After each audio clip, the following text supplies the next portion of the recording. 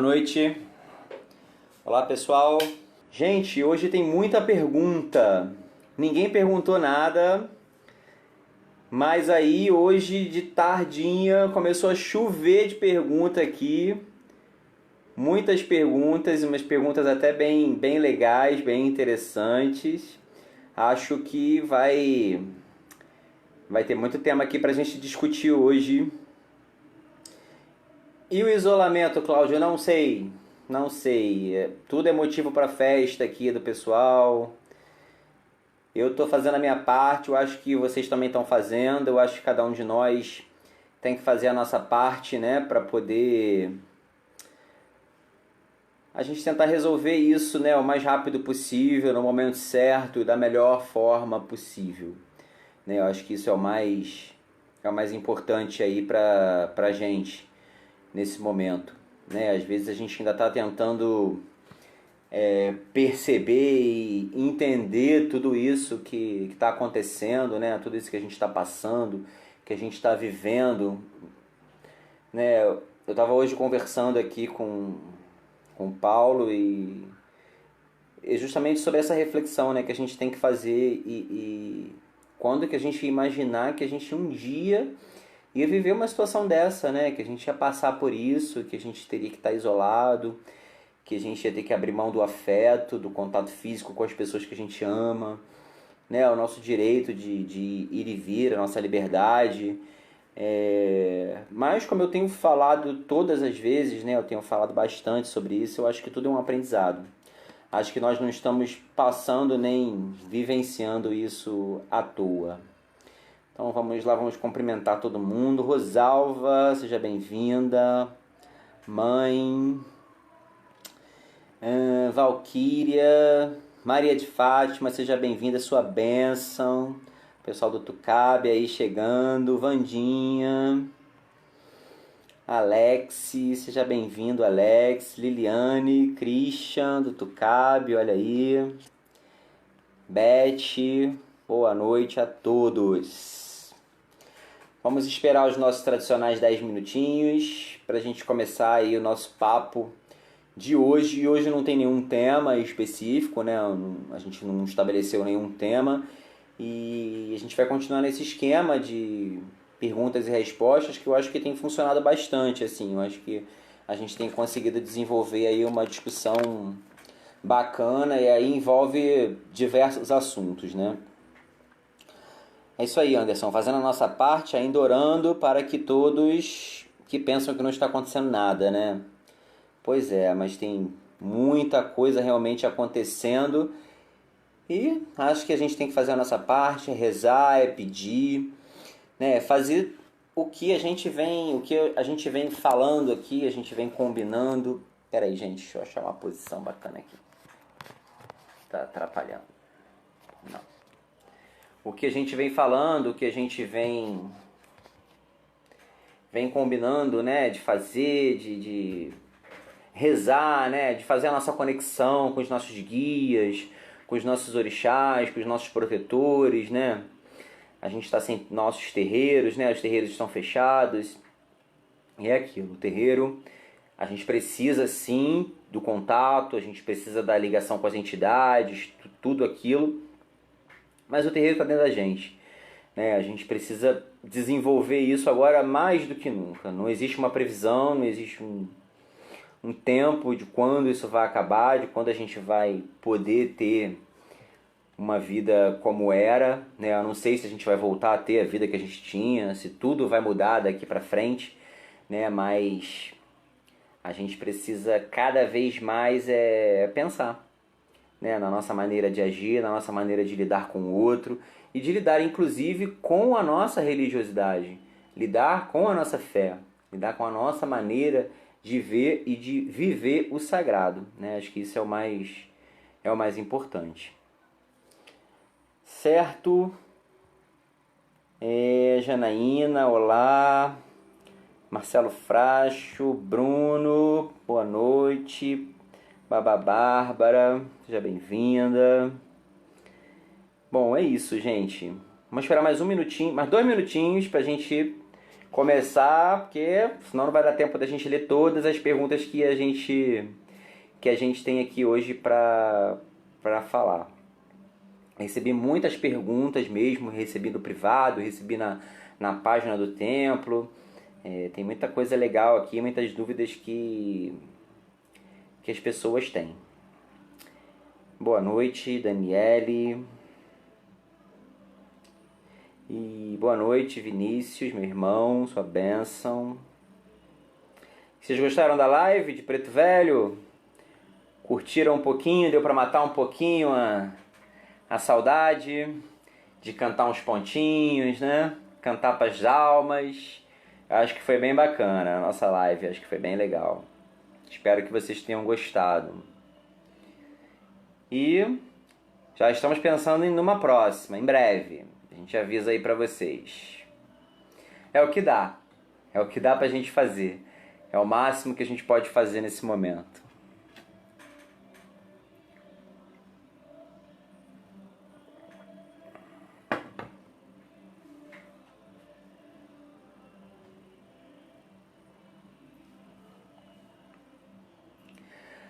Bom, pessoal, vamos então começar? Vamos começar nossa conversa de hoje. Boa noite a todos. A bênção a todos os meus mais velhos, a bênção aos meus mais novos, a bênção aos meus iguais, a bênção a todos. Que nossa Mãe Iemanjá nos ilumine, nos abençoe, nos traga muita força, muita luz e muita positividade, sempre. Bom, primeiro eu queria esclarecer que assim, eu recebi muitas perguntas, como eu falei, e eu vou me abster de responder algumas, porque algumas são muito específicas, algumas questões muito pessoais, né? Tem gente que está perguntando coisas de âmbito pessoal, do âmbito espiritual de cada um, e aí não cabe a gente estar discutindo isso aqui, né, com todo mundo. Eu queria fazer uma pergunta na live, e aí são assuntos que são muito pessoais de cada um, são questões espirituais de cada pessoa.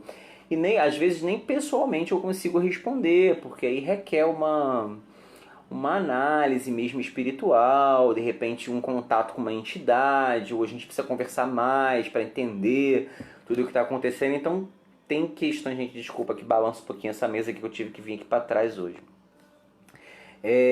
Então assim, algumas questões realmente a gente não consegue, a gente não vai abordar aqui, tá? A gente vai se ater às questões da Umbanda de uma forma geral e algumas coisas da espiritualidade de uma forma geral, o que eu puder e o que eu conseguir responder, porque nem todas as coisas eu vou conseguir responder para vocês, né? Então eu vou ter conhecimento. Então a gente pode, o que eu não souber, a gente pode tentar buscar informação com os mais velhos ou com as pessoas mais experientes e a gente trocar o conhecimento aqui, ou alguém aqui de repente sabe, né? Tá sabendo o que é, e a gente pode trazer a discussão. Tá certo? Então é isso. Pelo visto todo mundo gostou aí da live, né? Foi ótimo, foi maravilhoso, trouxe conforto, isso aí. Em breve, Laro Exu, Exu Mojubá, hein? Bom, então vamos lá, galera. Tem uns temas bem interessantes aqui. Primeira pergunta que eu recebi foi do Pedro Mota. Ele me pergunta assim: quem é o povo da Calunga? Bom, seguinte. Primeira coisa, a gente precisa entender o que é Calunga, né? A Calunga, ela é dividida, ela é estabelecida em duas partes, né? Tem a Calunga grande, que a gente conhece como o mar, né? Então o mar é chamado de Calunga também, que é a Calunga grande. E a Calunga pequena, que é chamada de cemitério. Então existem dois campos de Calunga, que é a Calunga grande e a Calunga pequena. Só um minutinho, deixa eu acertar aqui, porque acho que tá torto, né? Pronto, agora acho que vai. Aí. Bom, existem muitos povos da Calunga, né? Existem muitos seres que regem a Calunga. O ser central, aquele que rege, o principal chefe da Calunga, eu acredito que o Pedro esteja perguntando sobre o cemitério, então sobre a Calunga pequena. Então a gente vai falar sobre o povo do cemitério. Então o povo da Calunga, eles são vários. Né? O principal dele, o que comanda todas as ações que acontecem na Calunga, todas as energias que por ali rondam, é Obaluaê. Como a gente já falou um pouco sobre Obaluaê, que é o orixá da transformação, que é o orixá que traz a energia da terra, que traz a força vibracional pra gente. Ele é o chefe da Calunga, porque Calunga, o cemitério, não deixa de ser um campo de transformação, um momento de passagem.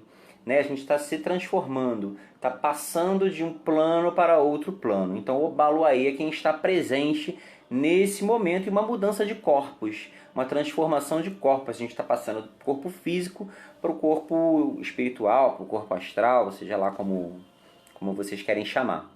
Então o Obaluaê é aquele que rege a Calunga. E aí a Calunga ela se divide assim, em algumas etapas. Né? A gente tem a porta do cemitério, a porta da Calunga, que ela é regida por Ogum, mais especificamente por Ogum Megê, que é aquele Ogum. Lembra quando a gente falou lá atrás sobre os falangeiros de Ogum? E a gente falou de vários falangeiros de Ogum, e a gente fala de Ogum Megê, que é um falangeiro de Ogum que trabalha em harmonia com o Obaluaê. Então, Ogum Megê, ele está... a função, uma das principais funções dele é reger a porta dos cemitérios, a entrada e a saída dos seres.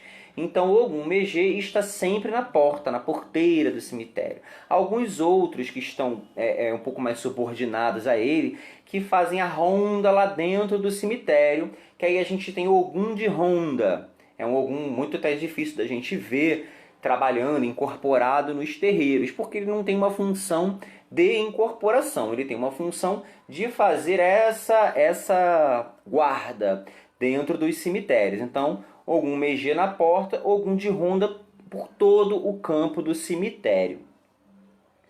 No meio da Calunga, no meio do cemitério, a gente tem a presença de um outro orixá muito importante, que é Inhansã.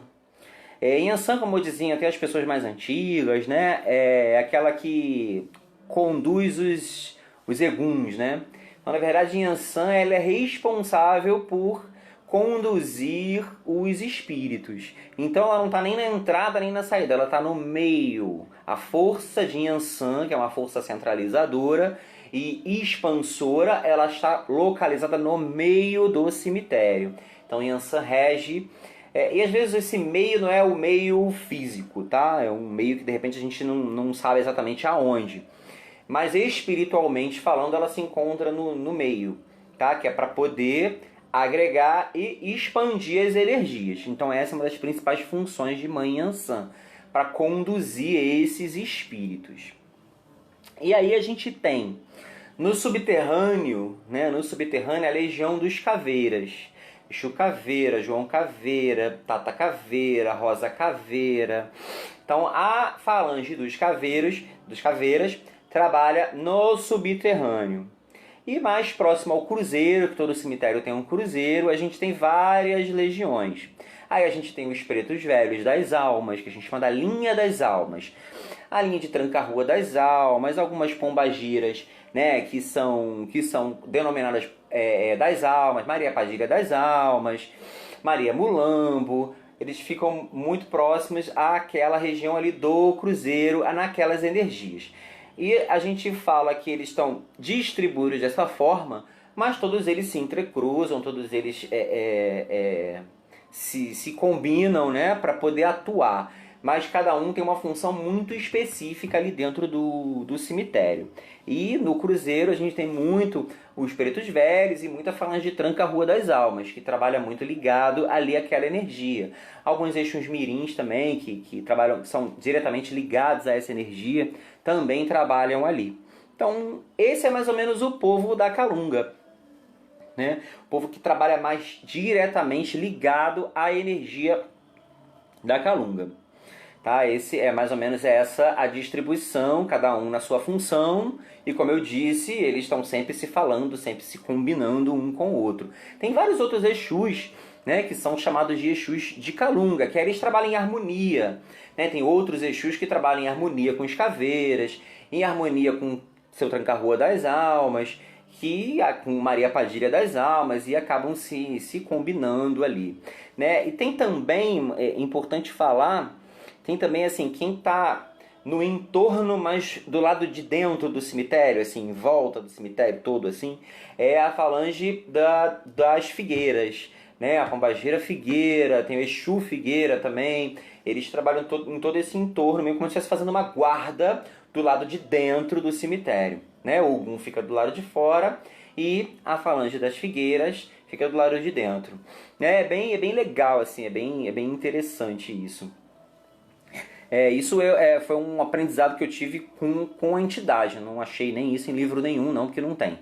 Né? A gente conversando com as entidades explicando e falando dessa forma, desse mecanismo, de como é que as coisas funcionam, como é que eles trabalham. É bem bacana, assim, é bem interessante mesmo. Bom, tudo bem? Alguém quer comentar alguma coisa?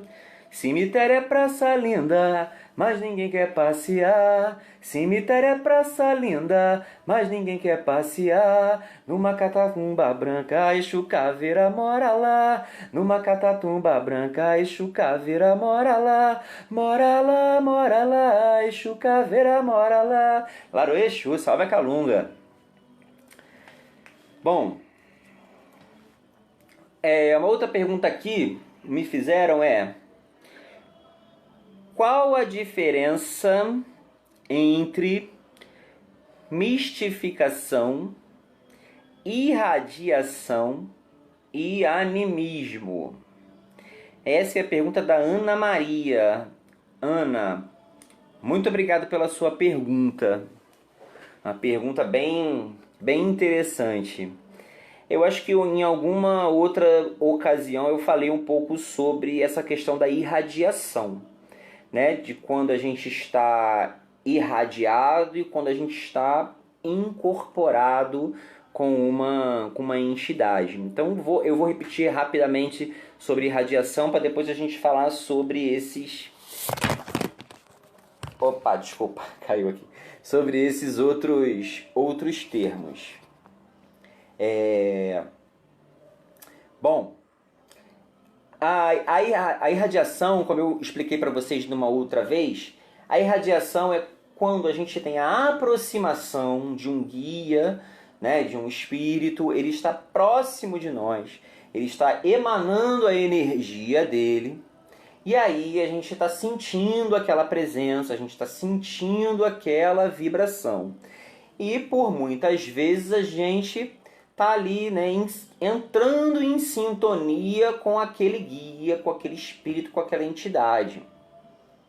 E aí aos poucos a gente vai iniciando o nosso desenvolvimento. Então no nosso desenvolvimento é muito comum a gente estar apenas irradiado dos espíritos. A gente não está encaixado, acoplado, incorporado efetivamente. A gente está sentindo a irradiação dos espíritos. Então é muito importante, às vezes isso acontece, mas a gente acha que está totalmente incorporado e a gente fica naquela dúvida, né? Se tá, se não tá, sou eu, se é ele, se é ela, sou eu.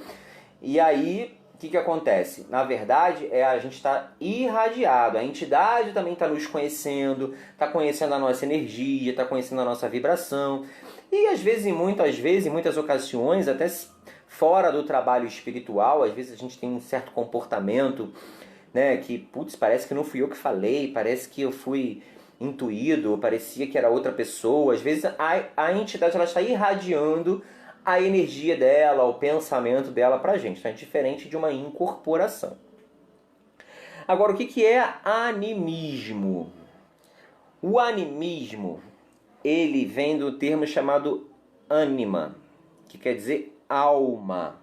Então, quando nós estamos incorporados, a nossa alma ela não viaja para outro lugar.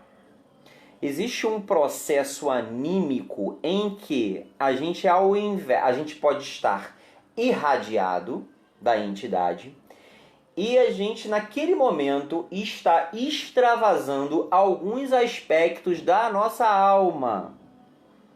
A gente extravasa os aspectos da nossa alma. Então a gente está tendo ações e reações que não são exatamente do guia, são nossas ações, são nossas reações.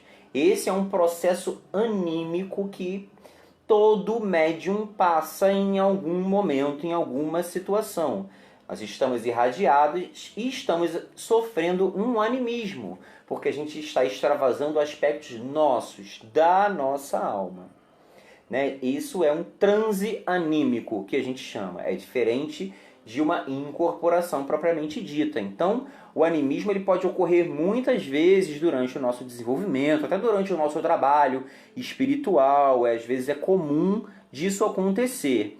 Né? Então, cabe ao dirigente, à entidade chefe, analisar, observar, perceber o que está acontecendo para ver se isso está ocasionando ou não prejuízos a você, à entidade, ao terreiro. Né? Então isso é muito importante a gente ter essa diferença. Né? Quando a gente está só irradiado, quando a gente está irradiado e está passando por um processo de transe anímico. Tá? E às vezes, é muito comum, cara, a gente ver no começo, né, do trabalho, da incorporação, a gente vê assim alguns espíritos, alguns médiuns incorporando Exu, que vem rosnando, que vem babando, que vem isso, que vem aquilo. Na verdade, ele está dando expansão, extravasando aspectos dele mesmo. Dele mesmo. Então isso, às vezes, no começo é assim, aí depois a entidade também vai tomando mais à frente, vai tomando mais corpo, e aí você vai saindo um pouco mais de circuito e a entidade ela vai assumindo um pouco mais. Né? Isso é um processo muito normal e muito natural que acontece. Né? E aí é bem diferente de uma mistificação. A mistificação é quando você está extravasando os seus aspectos, né, internos, sem nenhuma interferência de entidade alguma, sem irradiação alguma de nenhuma entidade. Quando você está conscientemente extravasando os seus aspectos internos, né, em detrimento de uma entidade. Então, assim, é bem diferente. Quando a gente está passando por um processo anímico, a gente nem tem consciência disso, a gente nem percebe isso, a gente não sabe o que diferenciar isso. No processo de mistificação é diferente. A mistificação é quando a pessoa ela conscientemente age dessa forma, age dessa maneira. Ela tem consciência, ela sabe que aquilo ali é ela. São os aspectos, ela está falando o que ela quer, ela está dizendo o que ela sente quando ela está falando isso conscientemente. E isso é extremamente complicado e extremamente perigoso. Então, cabe aos dirigentes, cabe aos guias analisarem, perceberem e observarem essas situações, porque isso aí realmente são situações muito perigosas e às vezes até constrangedoras de se passar. Certo? Então mais ou menos é essa a diferença. Não sei se qual foi a menina que perguntou? Desculpa. A Ana Maria conseguiu entender e perceber isso.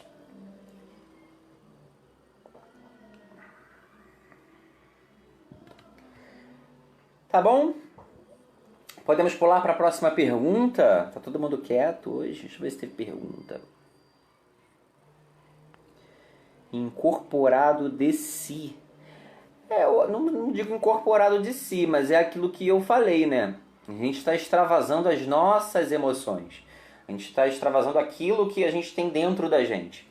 Não necessariamente a energia da entidade que pode estar ali só te irradiando e você pegou aquela vibração, pegou aquela energia, misturou com a sua e botou para fora. Entendeu? Esse é mais ou menos a grosso modo, né, popularmente falando, é mais ou menos isso que rola. Certo?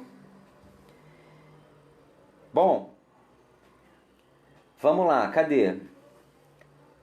A próxima pergunta é da Ana Maria, mas essa é outra Ana Maria, eu acho. Por que não podemos tomar banhos de cabeça? Bom, eu acho que ela está querendo dizer de banho de erva, né? Deve ser isso. Banho de erva, de lavar a cabeça com banho de erva. Provavelmente deve ser isso.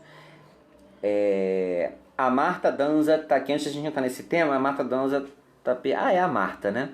Tá perguntando, pessoa psicologicamente alterada pode mistificar sem intenção? Não, Marta, é diferente. A mistificação, ela é intencional. Ela é intencional. Se ela tá alterada psicologicamente, aí já é um outro processo.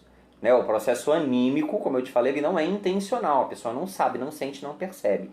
Mistificar, você sabe. Mas aí se você tem uma outra questão, algum outro problema psiquiátrico, alguma situação, né, mental que precisa ser resolvida, e tudo isso precisa ser analisado, né? Tudo isso a gente precisa ver, olhar, pensar e ver direitinho. Certo? Bom, voltando a falar dos banhos. Bom, gente, olha, o que eu vou falar aqui é a minha opinião. É o que é bom pra mim, é o que funciona pra mim e não é uma verdade absoluta, tá? Foi como eu aprendi, foi como eu fui criado, foi como eu fui doutrinado. Então, para mim e para os meus, para quem está comigo é porque segue, é porque acredita. Então, funciona. Pode ser que para outras pessoas, para outros tipos de filosofia, isso não funcione. No meu entendimento, no meu ponto de vista, a nossa cabeça, ela faz parte do nosso corpo. Né? A nossa cabeça, ela é composta de chakras, né, muito importantes, que é o nosso chakra coronário e o nosso chakra frontal. Frontal é o que eu vejo e o coronário é o que eu sinto. Então, por que que eu não vou molhar a minha cabeça? Por que que eu não vou lavar a minha cabeça? Dentro da minha escola não, né? Isso é muito pretensioso, né? Dentro do que a gente aprende, do que a gente segue na Umbanda, lá de casa, a gente não contempla esse termo lá que é chamado Kizila do santo, né? Porque eu não posso, já eu sou desse santo, eu não posso isso, eu sou desse santo, eu não posso aquilo e etc. Então a gente não tem esse tipo de contemplação. Então isso meio que não funciona. A gente acaba lavando a nossa cabeça com qualquer tipo de erva, inclusive os nossos banhos de descarrego. Às vezes é óbvio que a gente precisa, algumas questões a gente precisa levar muito em consideração da situação de cada pessoa. Por exemplo, eu tenho uma pessoa que às vezes ela está muito carregada, ela está muitíssimo carregada. Eu penso assim, que do que adianta essa pessoa estar extremamente carregada, do que adianta eu lavar só daqui para baixo, se a energia está aqui. Eu preciso tratar disso aqui da cabeça. Então, nós fazemos sim banhos de descarrego, de força, de qualquer tipo, para qualquer tipo de orixá, cabeça, sem problemas.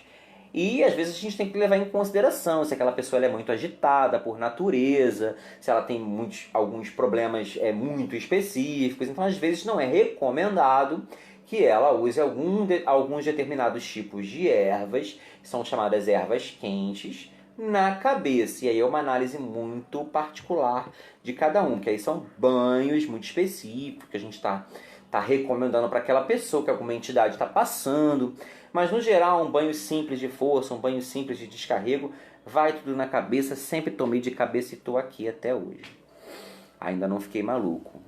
Só um pouquinho, eu acho. Tô brincando. Tá bom? Espero que tenha respondido a pergunta. Gente, eu vou só pegar o carregador aqui que eu esqueci. O carregador aqui, já volto, peraí.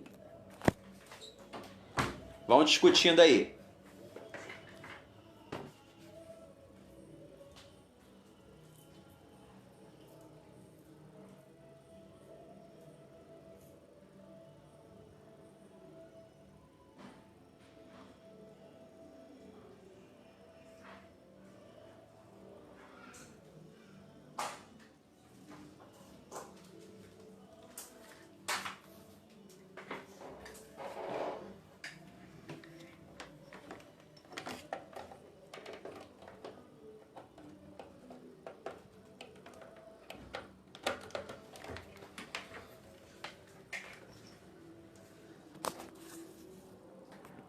Pronto.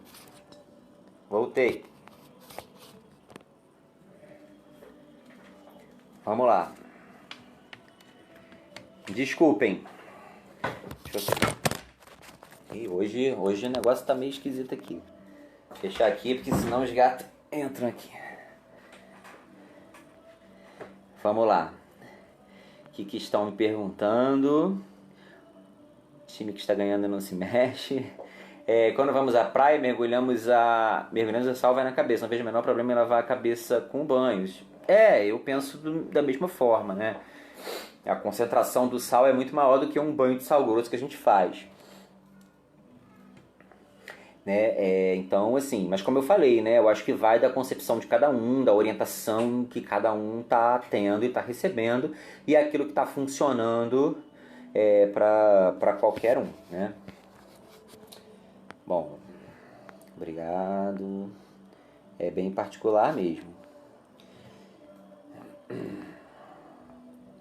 Bom, a Shirley está perguntando aqui. Eu vou anotar a sua pergunta, tá? Para a gente poder fazer depois. Eu vou seguir o que está aqui, que significa saudação Laroeixo. E aí você vai me pegar, hein, Shirley? Vou até responder agora, não sei. Eu não sei. Eu tinha até uma vez Putz, grila. Gente, desculpa, porque o negócio não tá querendo ficar em pé hoje aqui, de jeito nenhum. Vamos lá. Uma vez eu tive até uma orientação, assim, sobre isso, sabe? Sobre o que é, o que significa cada saudação. Eu até sabia, mas assim, agora de cabeça eu realmente não me lembro. Mas tem uma particularidade, sim. Tem algo bem peculiar do que significa cada um. Ogunhê, Eparrei, Oraieieu, tem uma tradução. E Laroeixo tem também. E eu acho que não tem diferença não. É Laroeixo, Exu Amojubá, serve para Exu e para Pombagira, porque Pombagira ela é um Exu, né? Acho que eu vou ficar segurando isso aqui. Ah, pera aí, gente. Agora eu entendi. Pronto. Ó, não me desmoraliza.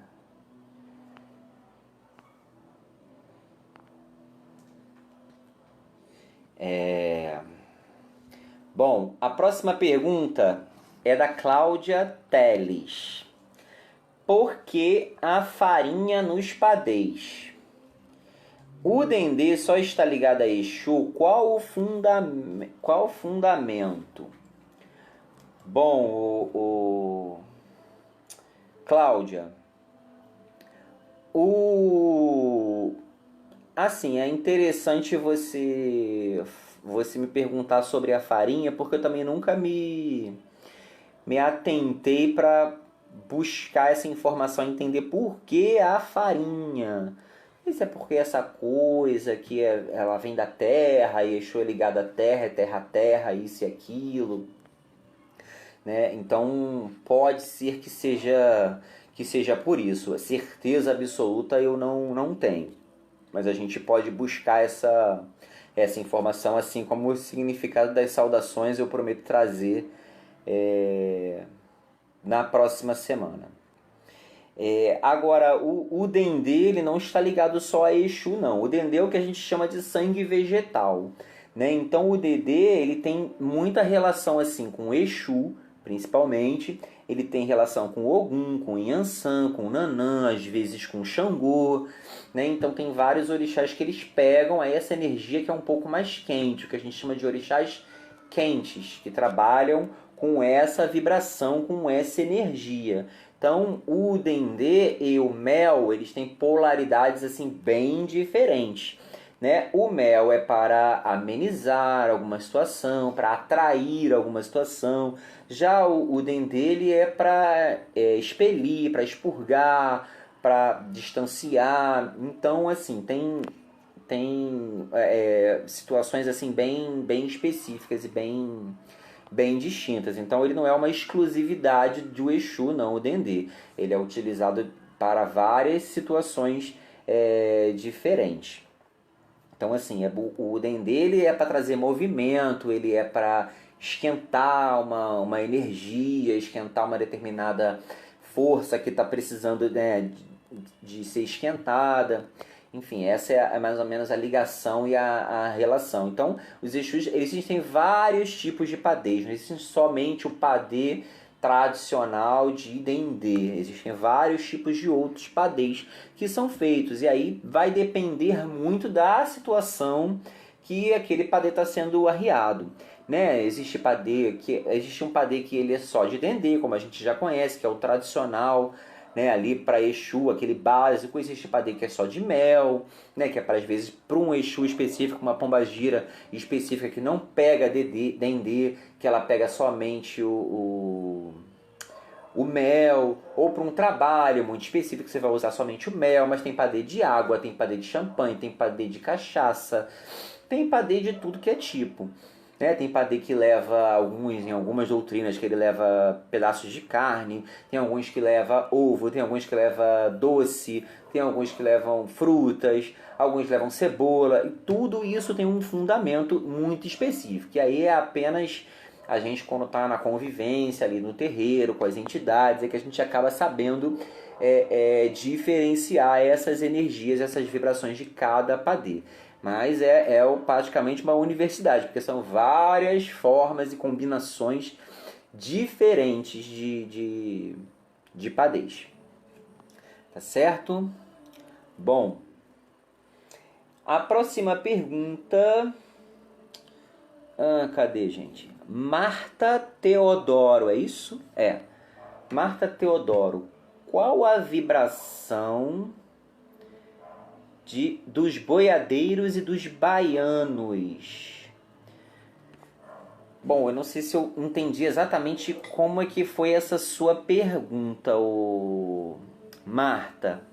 Mas eu acho que você está querendo dizer em relação aos orixás, né, que regem a falange dos boiadeiros.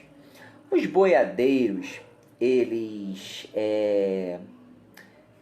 na verdade, eles acabam vindo, são oriundos do que a gente chama de caboclo boiadeiro. Né? Então, os boiadeiros eles estão muito inseridos junto com os caboclos. Como eu falei há um tempo atrás, os boiadeiros, eles, na grande parte dos terreiros, eles vêm junto com os caboclos. Inclusive, tem alguns médiuns que tem aquele caboclo que passa rapidinho, dá um passe ali, fala alguma coisa, sobe e dá passagem para o boiadeiro, porque é o boiadeiro que trabalha, não é o caboclo de pena que trabalha, é o caboclo boiadeiro que é o guia que trabalha. Então, assim, ele acaba vindo junto na gira de caboclo. Na nossa casa é que a gente tem uma separação por conta de uma raiz minha que eu tenho, que é, né, do tambor de mina. Então a gente tem uma gira bem específica de mina, que a gente chama de povo de mina, que aí englobam os boiadeiros, os baianos, os marinheiros e algumas entidades mais da encantaria, que a gente chama, que é muito comum no norte do nosso país. Então, os boiadeiros, eles estão muito ligados a Ogum e a Oxóssi. Tanto é que a maioria das guias dos boiadeiros que a gente vê, ela é vermelha e verde. Isso, gente, eu estou falando de Umbanda.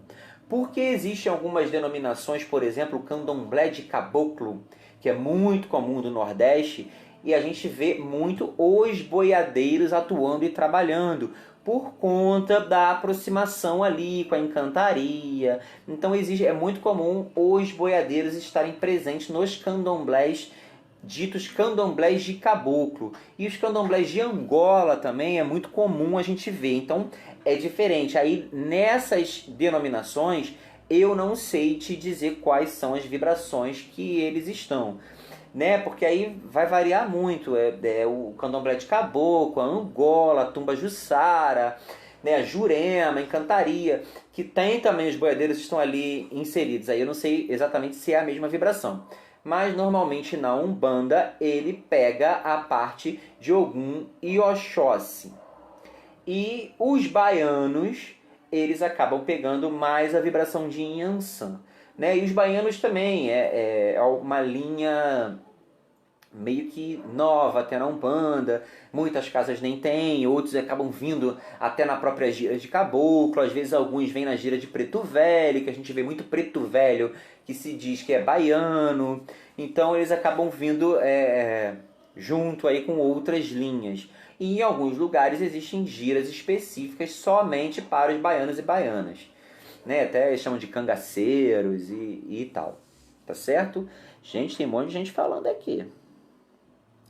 Questiona sempre. Bom.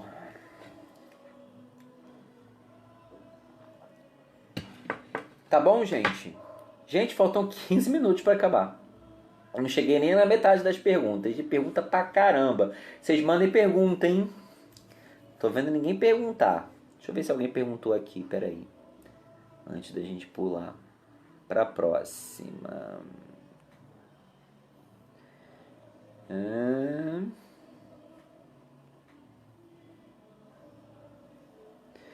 Ellen tá perguntando: tem alguma coisa que podemos fazer para limpar a energia da nossa casa? Ellen, tem muita coisa. Eu te aconselho a você assistir a nossa primeira live, ela tá aqui na nossa página. Eu falei bastante sobre isso. A primeira e a segunda live a gente falou exclusivamente sobre limpeza da nossa casa, limpeza espiritual que a gente pode fazer. Falei sobre defumador, falei sobre banhos de erva, falei sobre a limpeza na casa, firmeza de anjo de guarda, firmeza para Oxalá, falei sobre tudo isso. É bem interessante. Todo mundo aqui está fazendo, tenho certeza que está todo mundo fazendo toda semana, né, pessoal? Então, ó, assiste lá as nossas primeiras lives que a gente está falando bastante sobre isso, tem um conteúdo bem interessante lá. Se você não conseguir assistir ou se der algum problema, você chama a gente no privado que a gente te manda algumas orientações. Tá bom? Bom, vamos lá.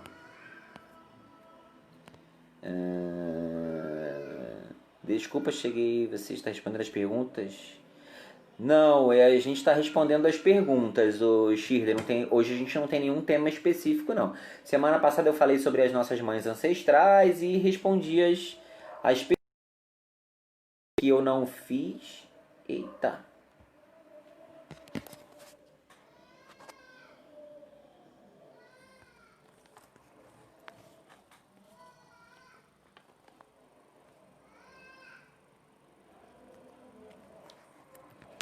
Opa, voltei, gente. O negócio aqui não tá muito bom hoje. Se tiver alguma pergunta que eu não fiz, vocês me falem, tá? Porque é muita coisa e hoje eu tô sozinho aqui também. Então tá bom, é a primeira e a segunda. Assiste essas duas que a gente tá falando bastante sobre isso. Bom, deixa eu ir para a próxima pergunta. A Lúcia Lima está perguntando qual o significado da estrela de Davi que existe na maioria dos terreiros. Bom, o significado da estrela de Davi, o que eu sei, né, é que são dois triângulos, né, que se encontram assim, né, assim, sei lá. E um tem a vértice para cima e outro com a vértice para baixo. O que tem a vértice para cima é o homem indo de encontro a Deus. O que tem a vértice para baixo é Deus indo de encontro ao homem. E este símbolo ele tem uma ligação muito forte com Oxalá. E como eu expliquei para vocês que Oxalá ele é considerado o patrono da Umbanda. Aquele orixá que rege a Umbanda. Não que ele seja superior às outras energias, mas ele rege a Umbanda. Então, por isso, normalmente essa estrela de Davi, ela é posicionada ali no centro dos terreiros, né, que é ligado a Oxalá. Então, normalmente é por isso. Então, mas o significado da estrela, se a gente for ler e estudar o significado da estrela de Davi, é normalmente esse. Vértice para cima, o homem indo de encontro a Deus, e a vértice para baixo é Deus indo de encontro ao homem. É mais ou menos isso. Cadê? Minha opinião, se o procedimento é relativo ao rito de uma religião, está ligado diretamente à fé. Exatamente, é a fé de cada um, né? E fé não se discute, a gente acredita naquilo que cabe a gente, né? Que funciona pra gente. É mais ou menos assim que eu penso também.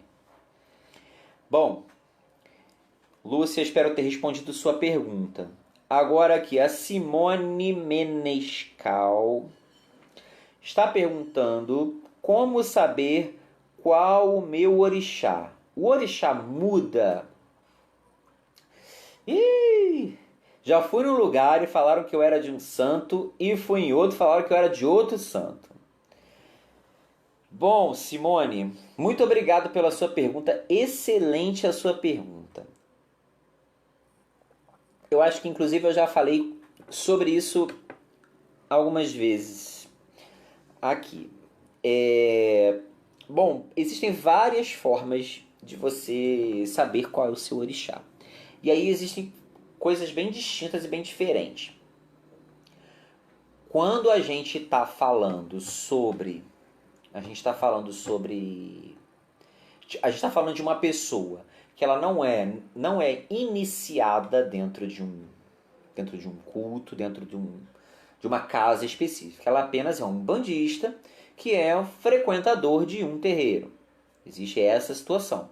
Você apenas frequenta o terreiro e você está ali e você quer saber qual é o teu orixá regente. Isso pode ser feito de várias formas.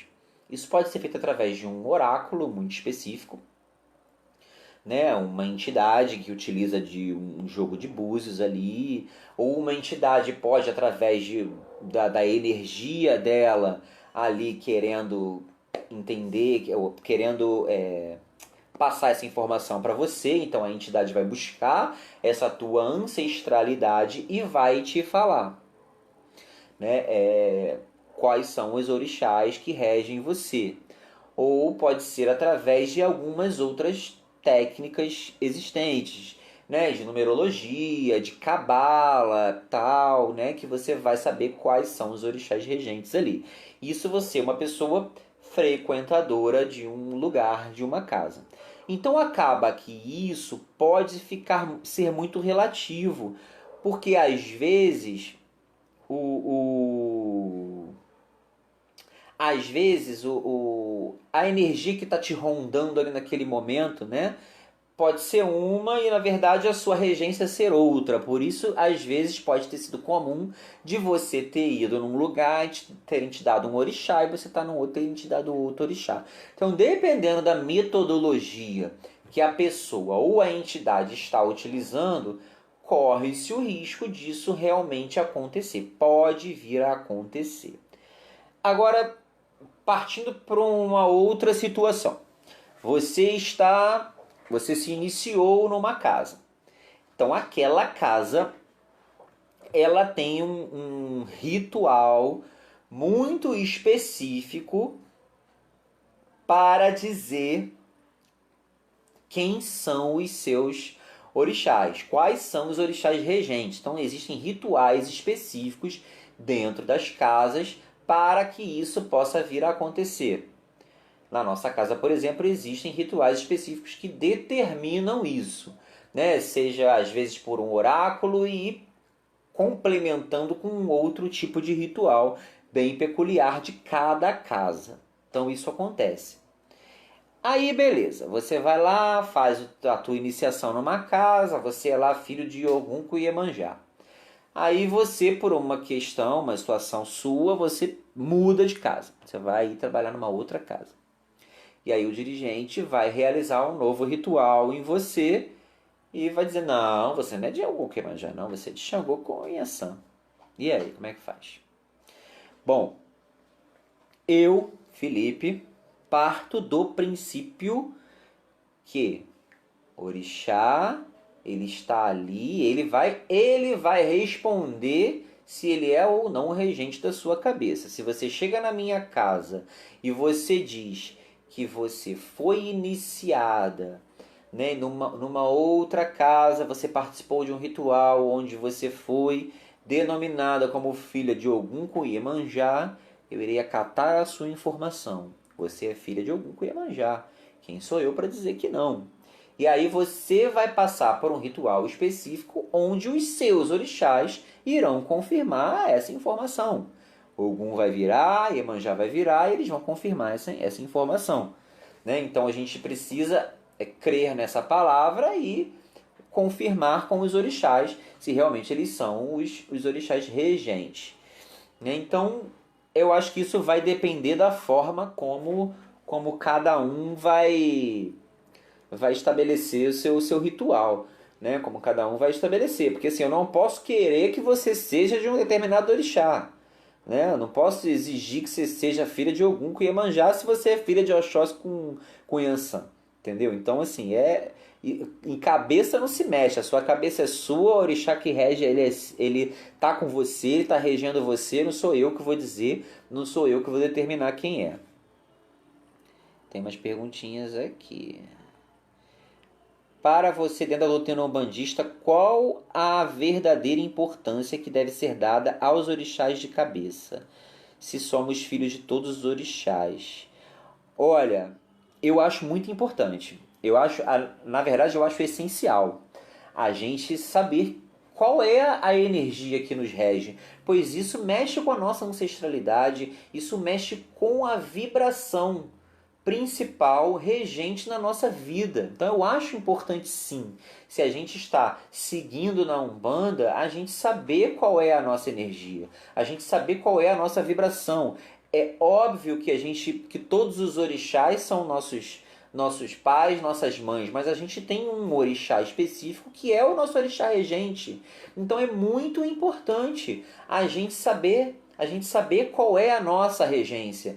É aquela regência que nos impulsiona, que nos determina, que traz a nossa força e mexe muito com a nossa ancestralidade. Então eu acho muito importante sim a gente saber. É óbvio que a gente precisa saber disso no momento certo, na hora certa, a gente não pode botar a carroça na frente dos burros, né? Acho que tudo tem o seu momento para que a gente possa saber, para que a gente possa trabalhar isso da melhor forma. Eu acho importante a gente saber e conhecer todos os orixás, a gente entender os atributos de cada orixá, entender os atributos de cada orixá, para que a gente possa desenvolver esses atributos na nossa vida, porque o orixá está na natureza e ele tem os atributos essenciais que precisam ser desenvolvidos. Então, em uma determinada situação na minha vida em que eu preciso trabalhar um pouco mais de equilíbrio. Eu preciso trabalhar um pouco mais de equilíbrio, eu preciso ter um senso maior de equilíbrio, de justiça. Independente de eu ser filho ou não de Xangô, eu vou trabalhar com a energia de Xangô. Nesse momento eu estou precisando ter uma energia um pouco mais centralizadora, eu preciso me centralizar mais, então eu vou me ligar com a energia de Yansan, independente de eu ser filho de Yansan. Mas é muito importante eu ter o contato e a ligação e a sabedoria da minha ancestralidade. Então eu acho isso extremamente essencial.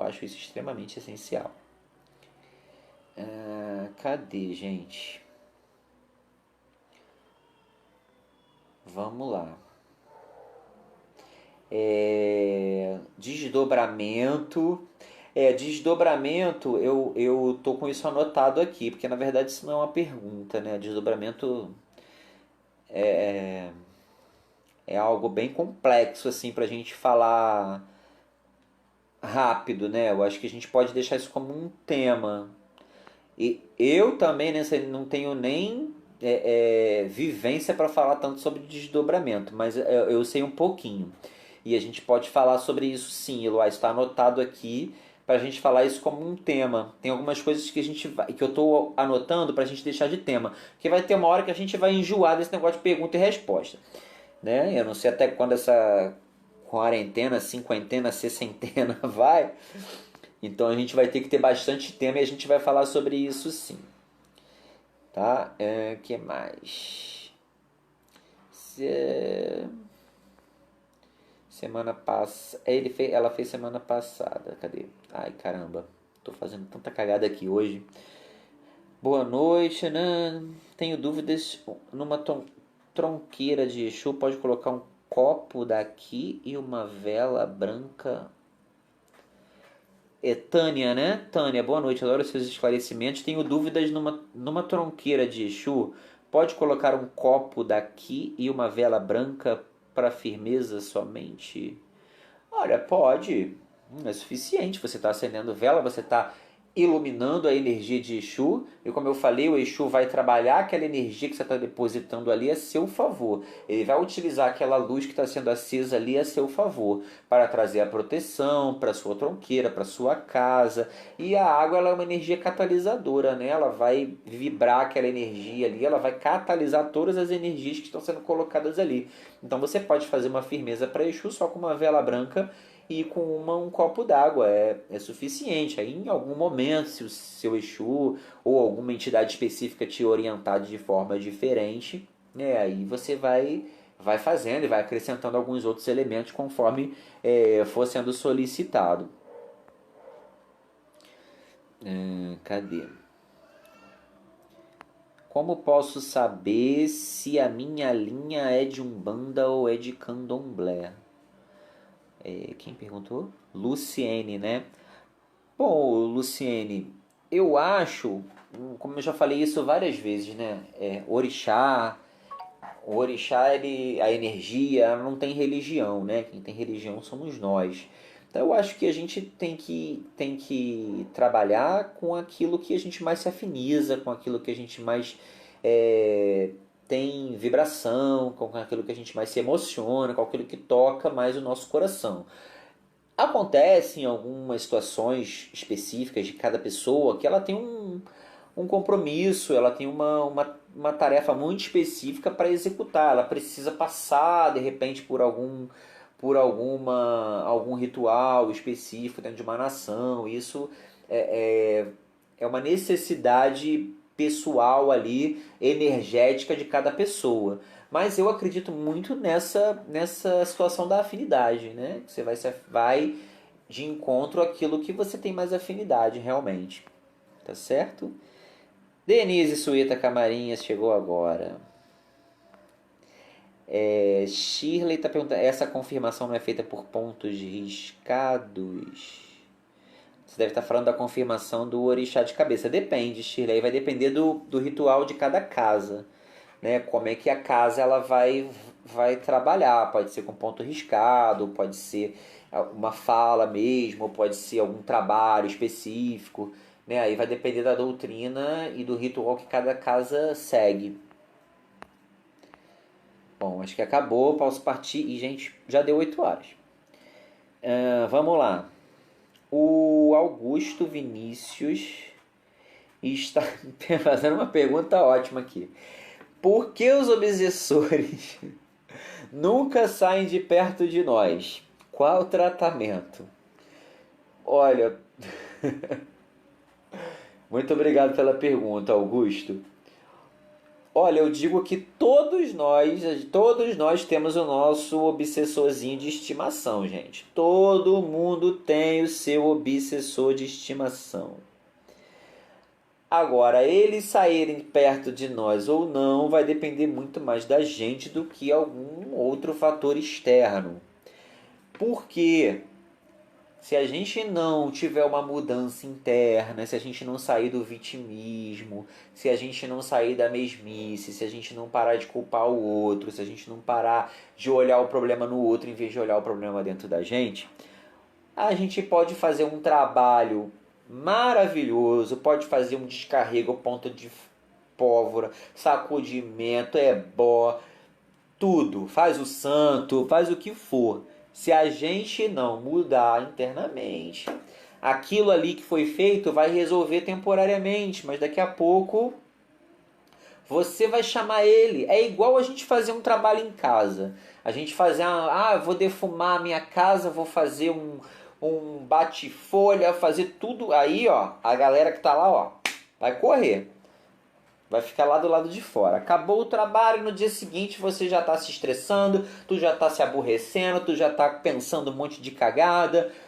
Aí é como se você abrisse a porta e falasse: pessoal, volta que a casa já está limpinha para vocês. Entendeu? É mais ou menos assim. Com a nossa casa é assim, com a nossa mente, com o nosso espírito é a mesma coisa. Então, assim, a gente precisa mudar o nosso pensamento, a nossa vibração.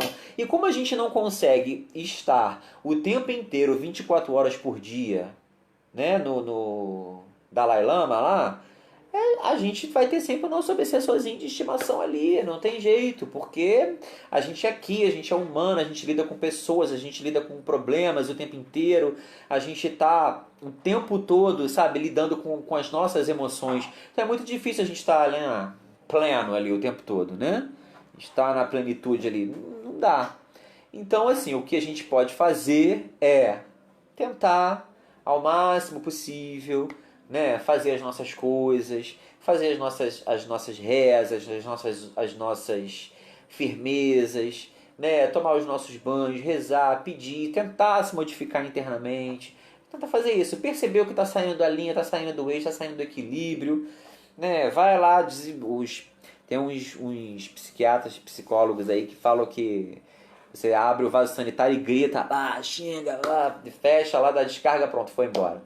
E fazer as coisas que a gente sabe que tem que fazer, né? Acho que todo mundo sabe o que precisa fazer para tentar manter uma energia boa dentro de si. Então, os obsessores vão estar sempre aí, não tem jeito. Bom, gente, está acabando. Eu acho que deu por ruim aqui. Ah, não.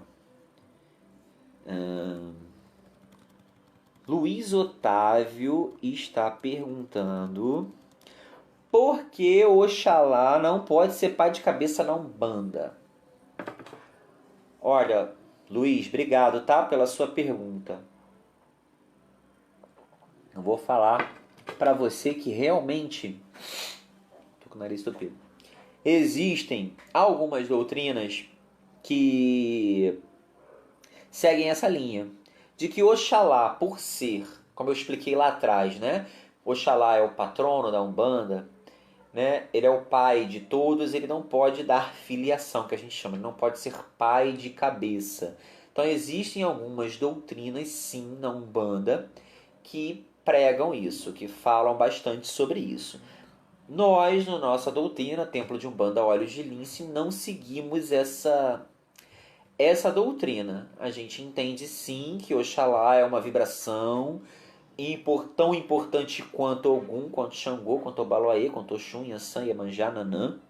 Então não tem essa distinção. Oxalá pode sim ser pai de cabeça, como lá no terreiro nós temos alguns filhos de Oxalá. Tá certo? Maria Mel está perguntando se é obrigatório um médium de incorporação ter sempre um casal de entidades. Ô Maria, obrigado pela sua pergunta. Olha, não é obrigatório. Às vezes acontece, né, de você ter um caboclo, você trabalhar com caboclo, você também tem uma cabocla, você tem um preto velho, você também tem uma preta velha.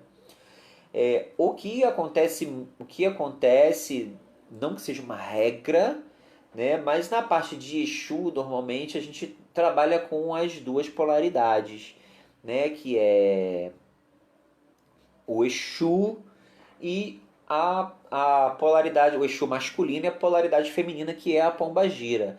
Lá no terreiro, normalmente, a gente trabalha com essas duas polaridades. Em algumas casas, existe até a tríade, né, que a gente chama. Então, tem o Exu, a pombagira e o Exu mirim também, que é uma outra linha de...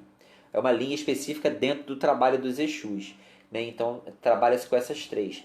Né? Mas não, em Exu isso acontece bastante. Agora, com as outras, não. Às vezes acontece de. Em Exu, às vezes acontece você ter o seu Exu, sua pombagira e um terceiro Exu que trabalha numa situação bem específica ali. Agora, nas outras, não. Você pode ter um. Você pode, às vezes, ter passado um desenvolvimento com um caboclo lá pena branca e depois que você fez a sua consagração, você passou a trabalhar com caboclo pena azul, por exemplo. Então você tem, de vez em quando, o seu pena branca vem lá e faz algum trabalho e tal. Então você tem ali os dois caboclos que trabalham. Não necessariamente um caboclo e uma cabocla. E com o preto velho é a mesma coisa. Então não é uma regra isso não. Tá bom? Gente, está acabando. Poxa vida. Alguém perguntou mais alguma coisa? Não, né? Não. Bom, tem mais duas perguntinhas aqui, que hoje foi pergunta pra caramba.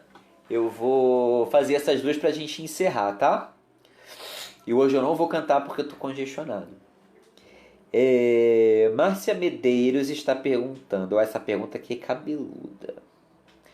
Por que percebe-se em algumas casas que em algumas casas ainda estão ligadas a questões muito terra-terra, muito místicas, como por exemplo imolação, álcool em excesso, fumo, roupas coloridas demais, muitas velas, quando na verdade o caboclo das sete encruzilhadas não nos disse nada disso.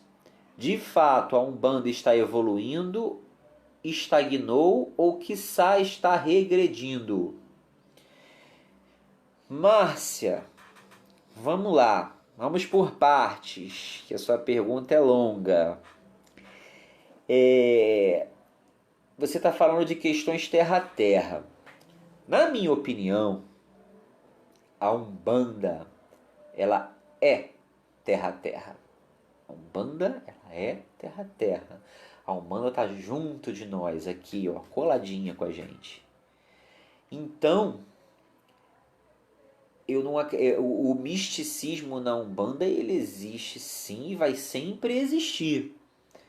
Porque isso faz parte da nossa raiz. E aí quando você fala, né, em imolação, que a gente já até falou sobre isso, né, sobre a imolação, sobre o ritual, né, de sacrifício, nem gosto dessa palavra, de o abate de animais e tal, que isso depende muito da raiz daquele dirigente que está conduzindo aquele trabalho, porque ele veio de uma raiz que tinha essa prática, de repente ele veio de uma nação que tem muito essa prática e tal, e aí ele trouxe isso para a caminhada dele, isso é muito normal acontecer. Então isso é da ancestralidade de cada pessoa. A ingestão do álcool, o álcool ele é usado e trabalhado dentro da Umbanda, e é uma questão super importante dentro da Umbanda. Ele é utilizado energeticamente dentro do trabalho espiritual. É óbvio, tanto o álcool como o fumo, né? A fumaça é utilizada ali. É óbvio que tudo em excesso não é bom. Tudo que está em excesso é prejudicial. As entidades estão fazendo para quê? Para que beber? Podia deixar só ali separadinho e o incenso ali que está usando ali a fumaça. É legal, gente, é bacana, é a energia, isso aqui. Mas a Umbanda ela não é sutil, gente. A Umbanda não é sutil. A Umbanda trabalha com energias densas, a Umbanda trabalha com entidades densas. Então, só tá o álcoolzinho ali, muitas vezes, não vai servir. A entidade tem que pegar lá, tem que usar aquilo ali, usar toda aquela energia, aquela vibração, usar a fumaça. Então tudo isso vai depender do trabalho de cada casa. Tem casas que não usam, beleza? Porque naquela casa entende-se que somente tá aquela energia ali é essencial e suficiente para o trabalho que vai ser feito ali. Tem outras casas que não. Então isso vai depender muito da casa que está se usando. As roupas coloridas, a gente também já comentou sobre isso, né? Sobre vestes e tal. Mais uma vez eu falo do excesso. Eu acho que tudo que em excesso atrapalha, não ajuda. Né? Porque aí mexe um pouco com vaidade, com problemas de ego, de disputa ali de cada um. Esse é o problema. Então, assim, isso é bem complexo mesmo, né? Assim, é bem complicado da gente lidar com isso. Então, eu acho que quando a coisa está mais harmonizada, todo mundo igual, né? Isso, pra mim, funciona melhor. Para outras pessoas, não. Elas já é bacana, é legal você usar o colorido, isso e aquilo. E aí vai depender de cada um. E aí, quando você fala aqui essa frase, quando na verdade o caboclo das sete encruzilhadas não nos disse nada disso. Nada disso. Até porque o caboclo das sete encruzilhadas, junto com o. Meu Deus? Zélio. Deu uma esquecidinha. Zélio de Moraes. Eles não fundaram uma religião. Eles apenas falaram. Ele apenas organizou como é que as coisas iam acontecer a partir daquele momento. Ele não determinou que a partir dali o ritual seria assim, assim, assim, que iam incorporar esses e esses e esses espíritos, isso e aquilo. Se você for olhar para algumas tendas, que é Piedade, Nossa Senhora da Piedade, né? Uma das tendas lá que foi fundada por ele e tal. Se você for olhar hoje e olhar como foi lá no início do século passado, não tem nada a ver mais uma coisa com a outra. Tudo foi mudando. E a Umbanda ela começou pequenininha ali em Niterói e ela né, nesse formato aí, né, do Zélio, e foi se organizando, porque ela já existia no resto do país todo. E ela foi agregando. A Umbanda ela é agregadora. Ela vai agregando as energias, os rituais, tudo que for bom, ela está pegando e está colocando ali no ritual, na prática dela. Porque, como eu falei, tem tanta coisa existente além da Umbanda. Tem a encantaria, tem tumba-jussara, tem candomblé de caboclo, tem todas as nações, tem catimbó, tem jurema, tem tambor de mina, a barquinha, tem tanta coisa. E a Umbanda vai se entrelaçando com tudo isso, e aí vai virando aí uma colcha de retalhos. É o que eu falo, a gente... E o legal de ter tudo isso é porque você pode escolher aquela forma com que você mais se afiniza, com que você mais tem com que mais a tua energia se completa. Então, eu não vejo isso como estagnação, muito menos como regredindo. Eu acho que a Umbanda ela cresce, ela evolui a cada dia. E o evoluir, para mim, na minha concepção, não é as entidades não fumarem mais, não beberem mais, não acender mais vela, isso, aquilo. Isso não é evolução. Porque a gente está aqui, a Umbanda está na Terra. Ela é nossa. Que o santo, a entidade, não precisa da religião. A gente é que precisa. Então isso não é a minha opinião, né? Não é uma forma de regressão. A evolução que eu digo é isso, é a gente estar mais empenhado, é a gente estar mais envolvido, é a gente estar mais unido. Essa é, na minha opinião, é a evolução que a Umbanda precisa. Não a quantidade de velas que se acende, não a roupa que se veste. Isso não, isso é a energia que cada um ali precisa naquele momento. Certo? Entendido? Gente, está acabando. Vamos encerrar. Tem alguns comentários. O bando está bem mais próximo de nós, ajudando nos problemas de Antano. Que eu saiba outra religião. Talvez o candomblé, não sei. É verdade. Bom, vamos lá. Eu vou acabar essas perguntas toda hoje, que eu quero só pergunta nova semana que vem. Me perguntaram aqui sobre chakras. Acho que foi a Shirley, né? Chakras de cada orixá. A gente pode até trazer esse tema na semana que vem. Não é algo que eu domine muito. Eu particularmente, eu sou sincerão, eu acho isso chato pra caramba. Mas é legal, é importante a gente falar sobre isso.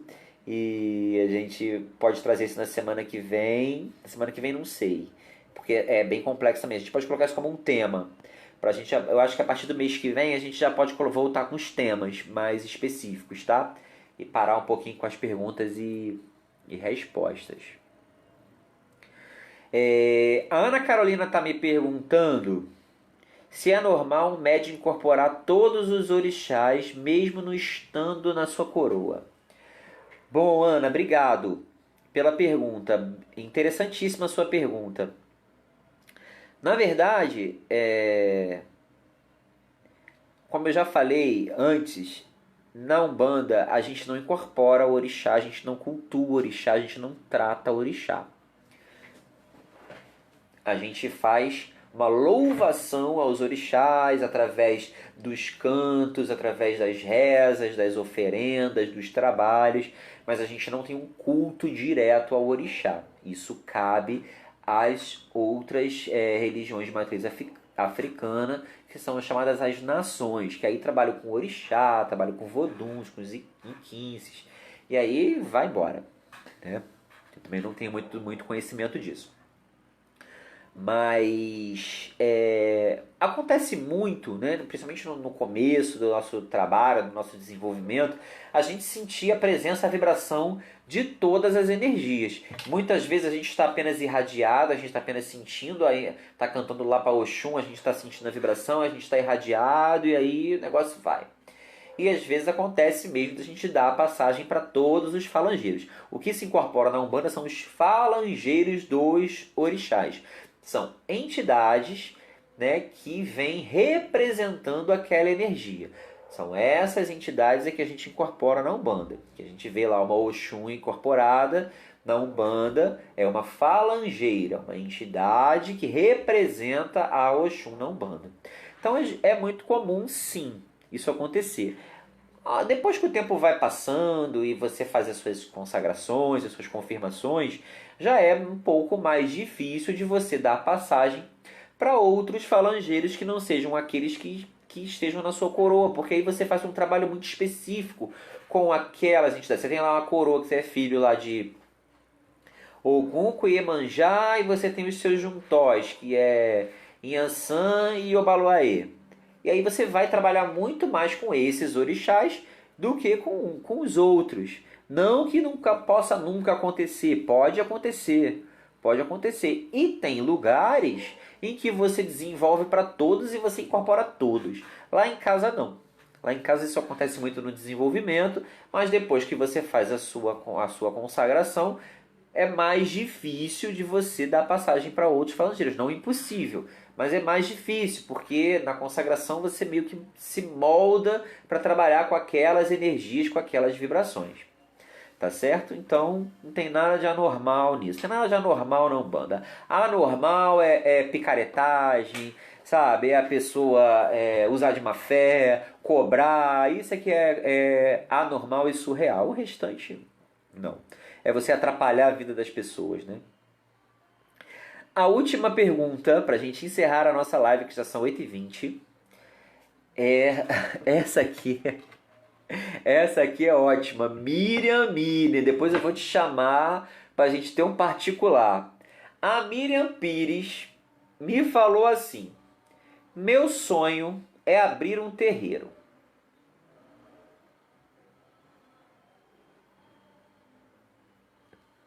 Estou paralisado. Estou paralisado. Qual o processo para isso? Como se deu com você? Miriam, tu precisa rever teus sonhos.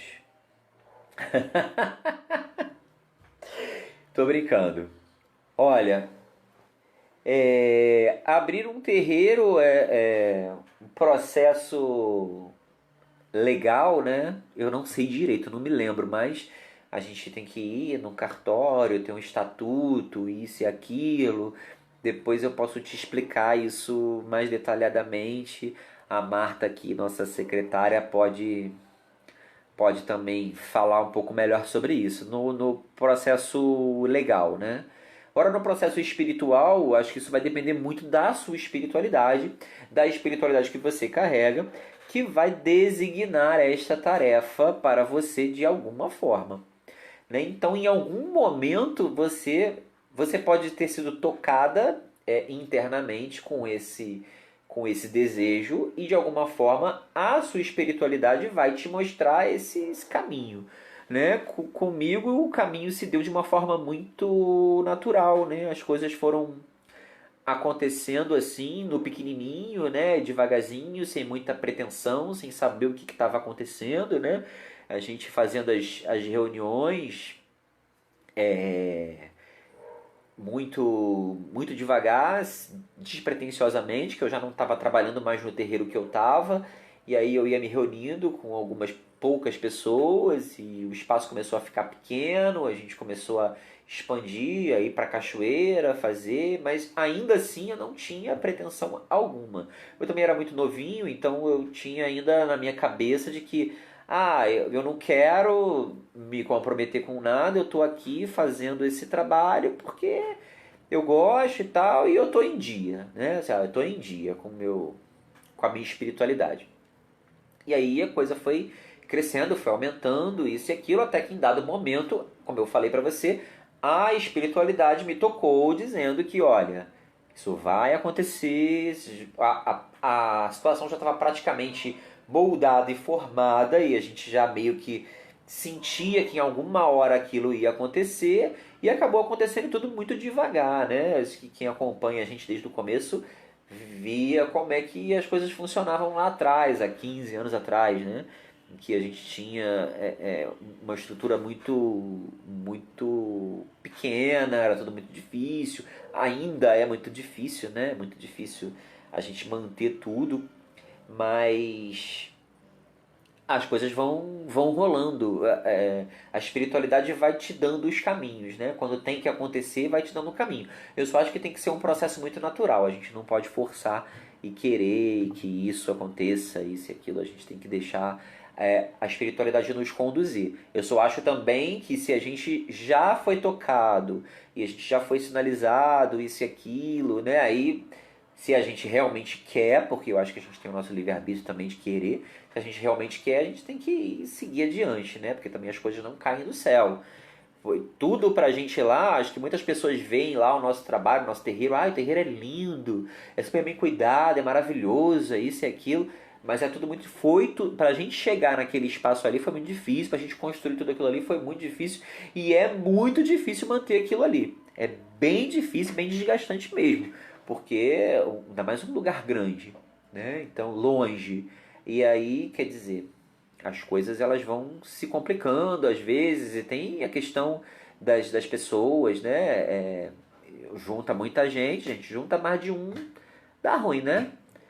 São os problemas, são o falta de, às vezes, de entendimento, né, das pessoas, você chegar a um denominador comum, porque você tem muitas cabeças ali, você tem pessoas diferentes, com pensamentos diferentes, educação diferente, cultura diferente, visão de vida diferente, e você lidar com tudo isso é bem difícil. Né? As pessoas às vezes falam, eu estou vendo aqui, é muita responsabilidade, é isso e aquilo. A responsabilidade espiritual, ela não é muita responsabilidade. Ela não é difícil. O difícil é justamente essa questão física, né? Administrativa, o espaço, isso é a parte difícil.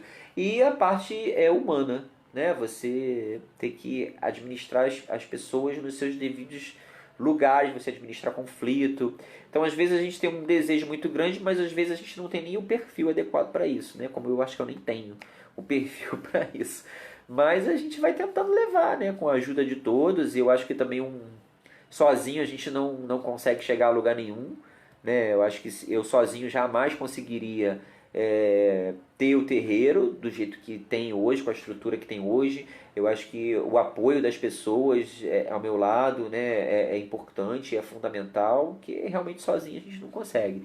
A gente vive numa comunidade e a gente precisa comungar disso sempre, né? E acho que isso é o mais importante. Tá certo? Espero ter conseguido responder a sua pergunta. E se é o seu sonho, eu acho que você precisa consultar a sua espiritualidade, porque às vezes a gente tem um sonho, mas não está no nosso caminho. Né? Então, se é o seu sonho, você precisa ver, e se isso estiver no seu caminho, e você correr atrás mesmo, e sem se preocupar, porque se está no nosso caminho, as coisas elas vão acontecendo. Elas vão acontecendo na hora certa, na medida certa. Tá bom, gente? Pessoal, muito obrigado a todos vocês. Que Papai Oxalá abençoe a todos. Traga muita energia positiva pra gente. Que nossa Mãe Iemanjá nos abençoe, nos ilumine, nos traga muita proteção nesse momento tão difícil que a gente está passando. Que Exu tome conta de nossos caminhos. Aonde a gente passar, que Exu esteja conosco, nos iluminando, nos trazendo muita força, muita luz, muita vibração e muita energia positiva sempre. Que a gente possa ter uma semana maravilhosa. Quem puder, por favor, fique em casa. Quem não puder, se cuide. Máscara, álcool gel. Lembrando que a máscara não é vacina. Então a gente tem que manter o distanciamento das pessoas, mesmo estando de máscara. Tá certo? E aquele recadinho de sempre, quem estiver precisando de ajuda, quem estiver precisando de qualquer coisa, por favor, fale, se comunique, grite, tá bom? Que a gente precisa fazer a nossa corrente do bem, tá bom? Mandem as suas perguntas, hoje eu consegui responder todas. Tô devendo o lance dos chakras e do desdobramento, que a gente vai transformar isso num tema, tá bom? Para o próximo mês. Muito obrigado. Beijo nos corações de vocês. Tem os comentáriozinhos. Força, fé e união. Confiança no babá. Templo de Umbanda foi divisor de águas na minha vida. Boa noite, axé. A bênção a todos os presentes. Gente, a bênção a todos. Que Iemanjá nos abençoe hoje e sempre. Axé, axé, axé, saravá Umbanda.